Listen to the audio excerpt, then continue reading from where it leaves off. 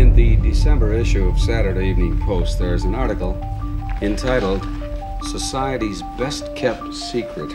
L'histoire que je vais vous raconter aujourd'hui, elle est complètement folle. On adore tous ce genre d'histoire avec des personnes inspirantes qui sont parties de rien, qui ont monté un empire grâce à leur talent et à leur travail et qui sont parfois devenus millionnaires, voire multimillionnaires. Mais ce n'est pas ce que je vais vous raconter aujourd'hui. Derrière cette photo de mariage de John Fitzgerald Kennedy et sa femme Jackie Kennedy se cache en fait l'un des secrets les mieux gardés de Manhattan. Si on regarde comme ça, c'est une photo tout à fait basique entre deux personnes de l'élite new-yorkaise qui vont créer l'une des dynasties les plus importantes des États-Unis, mais zoomons sur la robe de Jackie Kennedy. On pourrait se dire que cette robe a été faite par un grand couturier de renommée internationale, alors que la réalité est tout autre. En fait, cette robe est la création d'une designer noire qui a complètement été négligée. Mais alors pourquoi personne ne fait référence à cette créatrice alors qu'elle a créé l'une des robes les plus mythiques du XXe siècle qui va lancer Jackie Kennedy en tant qu'icône de la mode? Mais ce qui est le plus fou dans cette histoire, c'est que la créatrice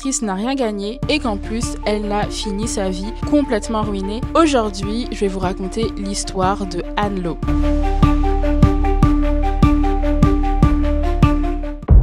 Anne Lowe est née le 14 décembre 1898 dans une petite ville de l'Alabama qui s'appelle Clayton. Elle naît dans un contexte très compliqué puisque la ville où elle vit est régie par les lois Jim Crow qui imposent la ségrégation entre les personnes blanches et les personnes noires. Anne, elle est élevée par sa mère et par sa grand-mère et les deux font des robes pour les femmes de riches hommes d'affaires de l'état d'Alabama. Dès 9 ans, elle apprend la couture et fait sa première robe. Elle est très talentueuse dans le domaine. I made my first dress at 8 years old for myself. Did you sew it by hand at age 8? I sewed it by hand. Good. And I was making patterns that they could use in the dressmaking.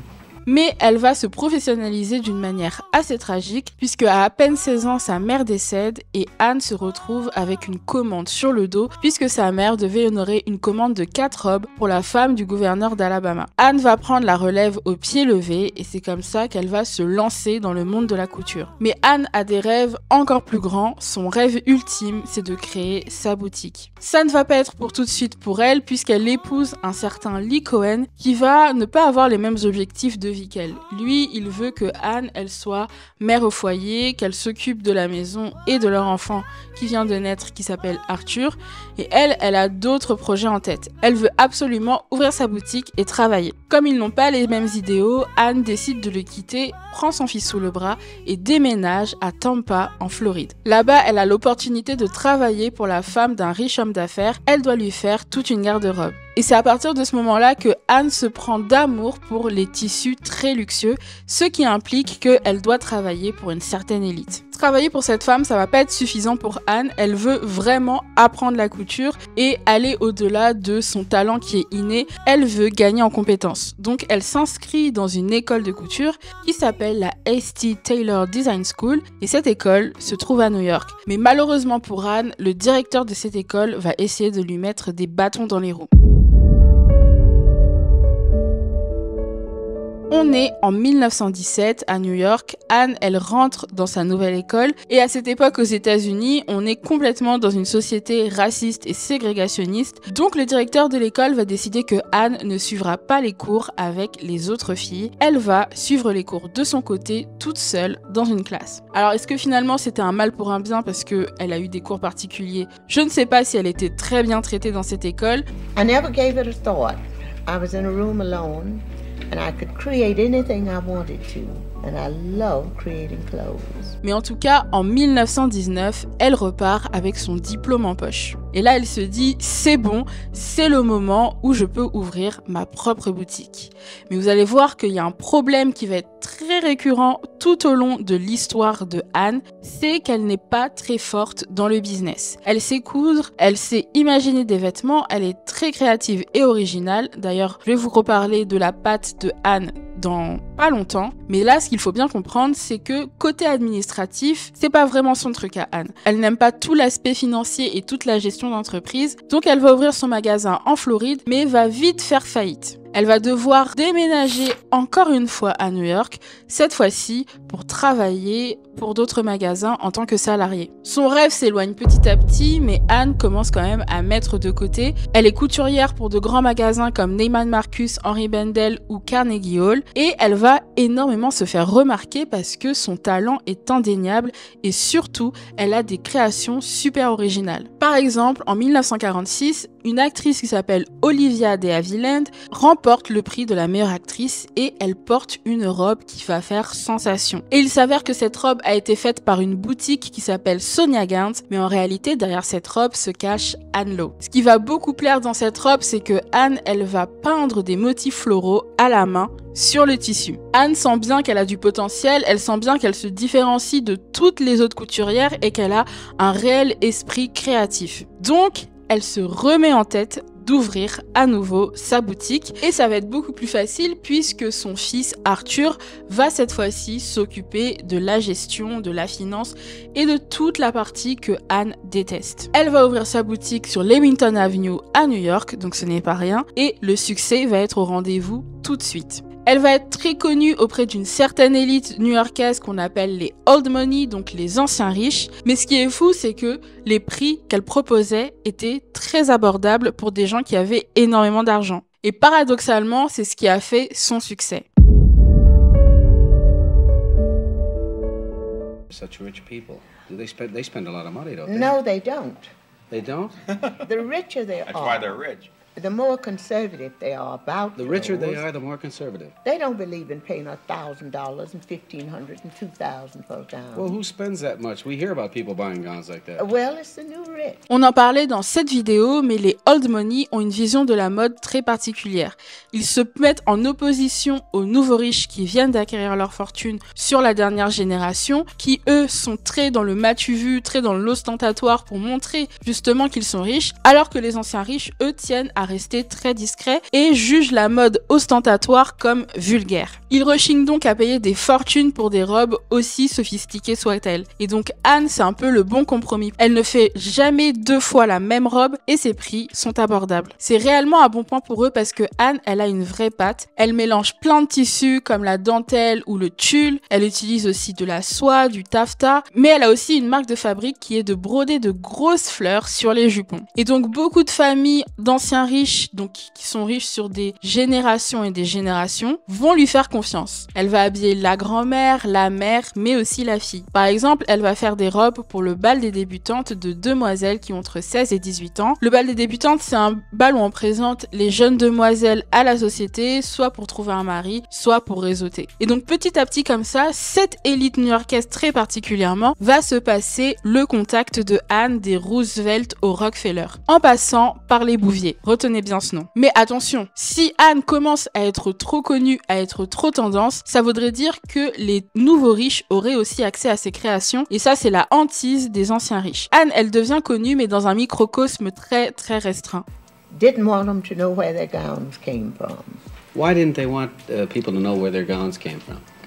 I don't know. They'd tell their closest friends because nobody came to my shop but society. Et il faut bien comprendre une chose, c'est que Anne, c'était une femme noire qui faisait des robes pour des femmes riches du XXe siècle, dans un contexte américain très raciste. Donc ça pouvait être mal vu d'avoir une couturière noire, c'est pour ça que son nom n'était pas connu outre mesure. Elle est donc devenue le secret le mieux gardé de Manhattan. Mais la consécration pour Anne va venir en 1953 quand elle va s'occuper d'un des mariages les plus importants des États-Unis, un des mariages qui va marquer la dynastie Kennedy, mariage qu'elle a failli complètement ruiner.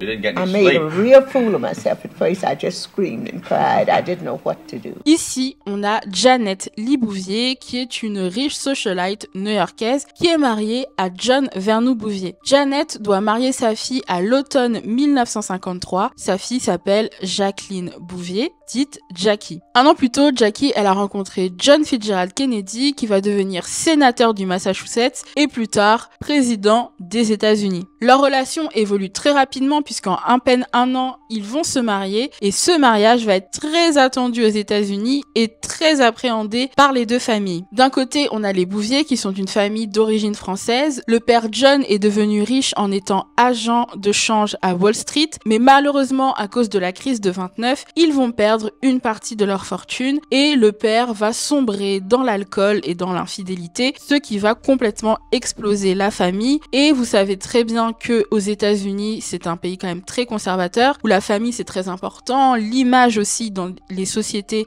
très élitistes comme ça, c'est très important. Donc ils vont redescendre un petit peu socialement. Mais c'est sans compter le mariage du siècle, donc la fille, Jackie Kennedy, qui va se marier à l'une des familles les plus puissantes des États-Unis. Donc il faut que ce mariage soit top tier, ou ficelé aux petits oignons, je sais pas comment on dit. Bref, de l'autre côté, on a les Kennedy, qui sont une famille d'origine irlandaise, qui se sont installés dans l'État de New York et qui sont très présents en politique et en business, notamment le père, donc le senior, et il essaye de faire monter son fils John Fitzgerald, il l'a placé en tant que sénateur et il va l'aider aussi à devenir président. Donc pour lui, c'est très important de maintenir la richesse dans sa famille et qui dit maintenir la richesse dit faire un bon mariage. Le mariage est prévu à l'automne 53 et les deux familles ont les yeux rivés sur John et Jackie. Jackie, elle en fait un peu qu'à sa tête, elle est fan de haute couture française. D'ailleurs, elle revient de France où elle était photographe et elle a découvert en fait la mode française qui était quand même au-dessus de la mode new-yorkaise, on va pas se mentir. Et donc elle veut une robe élégante, très simple et française. Le père Kennedy, il va lui dire c'est impossible, on doit forcément avoir une robe américaine puisque on va créer l'une des dynasties les plus importantes on va continuer l'une des dynasties les plus importantes des États-Unis. Il faut que le message soit fort. De l'autre côté, Janet, donc la mère de Jackie, va penser à une couturière qui est dans la famille depuis des années, à qui elle fait confiance. C'est d'ailleurs elle qui a habillé Jackie pour son bal des débutantes et ainsi que sa sœur Caroline. C'est bien évidemment Anne Lowe qui va être réquisitionnée pour faire la robe de mariée de Jackie Kennedy. Anne, elle a pas vraiment carte blanche, elle va devoir faire valider le croquis à Janet et à John, même pas à Jackie, pour vous dire à quel point ce mariage est très important pour les deux familles. Une fois qu'ils ont validé le croquis, Anne, elle va se mettre au travail. Alors bien évidemment, sur la robe, il y aura sa patte. Elle va faire, je vais vous faire un petit spoiler, une robe en taffetas de soie avec un décolleté carré, un gros jupon et une grosse fleur brodée sur le jupon. Et ça, c'est vraiment la marque de fabrique de Anne. Donc, elle va se mettre au travail. Pour elle, c'est un peu la consécration. Imaginez-vous, elle va faire la robe de juste l'une des plus grandes familles des États-Unis. Elle va donc s'appliquer pour faire cette robe parce qu'elle sait que tous les yeux seront rivés sur Jackie ce jour-là. Elle va mettre 3 mois à faire cette robe. Elle va engager des petites mains, donc d'autres couturières pour l'aider. Et elle va aussi faire 15 robes de demoiselles d'honneur. À 10 jours du mariage, tout est prêt. Et là, c'est le drame.